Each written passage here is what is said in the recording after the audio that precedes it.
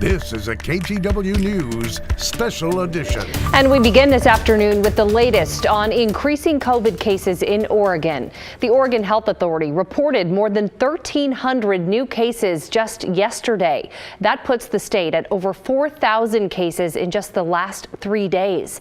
This all comes as we wait to hear about the number of breakthrough cases in July. Here's Pat Doris. The flashbangs started. Randy Blazak is a Portland sociology professor, someone not afraid to go to the front lines of history, as he did when he shot this video last June at the Portland riots downtown. But these days, he's not going anywhere. He's quarantined in his basement. It knocked me on my can. Blazak has COVID, and yes, he is fully vaccinated with the Johnson & Johnson vaccine. Like a lot of us, it made him feel safe. One of the reasons I'm happy to talk about this is there's a lot of people like me that are vaccinated that are probably thinking that they're okay now. Yeah, like they're bulletproof. Yeah, that's exactly what I said, 10 foot tall and bulletproof. But that is not the case. In the last week of July, Blazak took his wife to Mount Tabor to watch the sunset and discovered this dance party. He hung out there and thinks it's where the COVID virus got him. I think that's what happened is my head was still in sort of like March or April when I thought I could go maskless, and the Delta variant just changed the matrix, and it got me. It got me. He's not alone.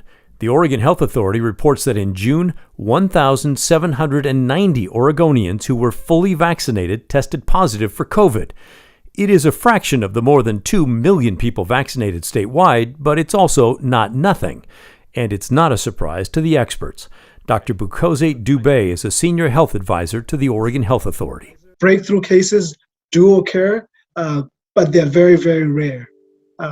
And what we do know is that the current surge is fueled by primarily people who are not vaccinated. It's worth remembering those of us who are vaccinated are still at risk. I feel really lucky. As big a pain as this is, as being stuck in the basement and feeling fatigued and coughing my lungs out and all the discomfort. But experts say if you are vaccinated, your chances of survival are much better than if you are not. I feel really lucky because I feel like if I wasn't vaccinated, I would be in the hospital. This would be much more serious. So I think the vaccine probably saved my life. Pat Doris, KGW News. Although there have been breakthrough cases, they're not responsible for the recent increase in hospitalizations. Today, we talked with an ICU nurse at Providence, Portland, who says the people she's seeing are unvaccinated in the hospital. Many of them regret not getting the shot, but sometimes it's too late. There's the regret and the remorse, and hindsight is 2020. Oh, I wished I'd done it. I was going to get it. Well, there's not any time for those excuses once you're on a huge amount of oxygen and can't breathe, can't do anything, and you're waiting for your lungs to recover from this. It's devastating to just watch somebody drowning in the air. And that nurse, Sabra Badurka, also told us the patients she's seeing now are younger and have fewer underlying health conditions than the patients she saw earlier this year. We have an update now on the large homeless camp cleared from southeast Portland's Laurelhurst Park. We have learned 27 of the people living there, about half, went into shelters and temporary housing. This is video from last Thursday when city crews cleared campers after months of buildup. Neighbors had constantly complained the camp was chaotic. They'd reported fires and break-ins.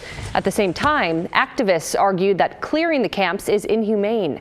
In the days leading up to this, social service providers were out letting campers know that shelter beds and motel vouchers were available. Officials told our Maggie Vespa that 27 people took them up on that offer. How do you guys feel about that, just with your experience, that many people taking the city and county up on services? I mean, it's not everyone, right? And that's not uncommon. There are going to be some folks who might have taken up an offer to go to something like C3PO, something like the safe outdoor rest villages that Commissioner Ryan's office is going to be starting. So that's why we've added village models as well as some of the other things we've done, because we want to create a system that offers as many entrees for as many people as possible. The city plans to open 6 safe rest villages where people can camp legally by the end of the year. They haven't yet exactly chosen those locations. Now, this is video of that stretch along Laurelhurst Park today. The sidewalks are clear, but neighbors say activists have been coming in and tearing the fencing down.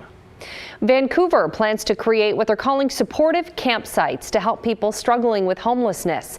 The campsites will have resources like showers and trash services. As Catherine Cook reports, the city hopes it'll help them get back on their feet. Like most cities, Vancouver has a houseless community. Advocates estimate it includes anywhere from 500 to 600 people, a fraction of what bigger cities, including Portland, are seeing now.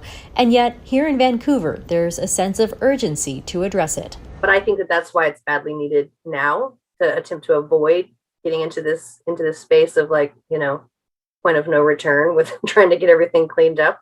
Jamie Spinelli is the homeless response coordinator for the city of Vancouver.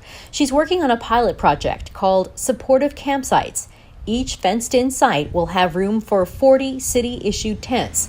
They'll have bathroom and shower facilities, a place to do laundry, trash service, and an on-site operator. So we're looking to just kind of bring a little bit of order to what is currently a lot of disorder. Just make it safer and more sanitary for everyone. Vancouver is modeling the temporary 3-year program after other sanctioned campsites, like Denver's Safe Outdoor Space Camping.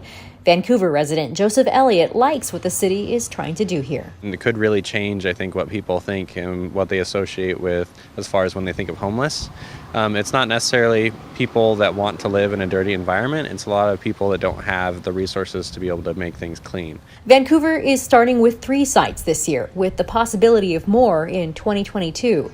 They haven't picked the sites yet, but are looking at city-owned property first, not including parks.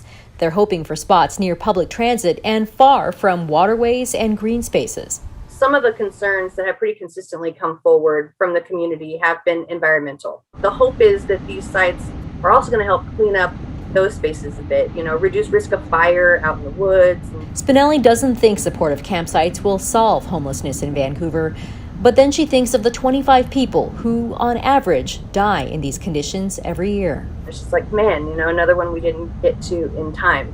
All we can do is try. In Vancouver, Catherine Cook, KGW News. Washington held a primary election this week and votes are still being tallied. Now, an August primary election typically doesn't draw a lot of attention, but Tim Gordon reports that this one is, by the people who don't trust the process. Ballot processing and votes being tallied for city council and school board. At the Clark County Elections Office, usually 15 people trained to be official observers. This year we had 85 people. Vast majority of those people were from the Republican Party. For 23 years, Republican Greg Kimsey has been the Clark County auditor. This year we had 85 people. Vast majority of those people were from the Republican Party. Since the November presidential election, there have been claims of widespread voter fraud without any evidence. Leading up to this election, Kimsey has responded to more than 100 calls from people wanting additional audits. So this room has chain of custody controls. They have added safeguards since November, lock boxes around computers storing tallied ballot information, locking USB cables on key counting equipment, and changes to observer areas. So we've established these monitors where people can see exactly what's going on the screen on the other side. The leader of the election integrity team of the Clark County Republican Party is still wary. Is your confidence being restored? Do you think this is a fair process? I think the jury's still out on that. So we're going to continue. How about the presidential election? Do you think that was stolen? Do you think that was rigged? Personally, yes. For Kimsey, this is personal. So January 6th was one of the saddest days in the history of our country. You have an incumbent president inciting an insurrection. In the elections world, we understand that we are the part of the foundation of democracy. January 6th was an attack on that foundation. A foundation, despite all the noise, Kimsey says, is strong. Tim Gordon, KGW News.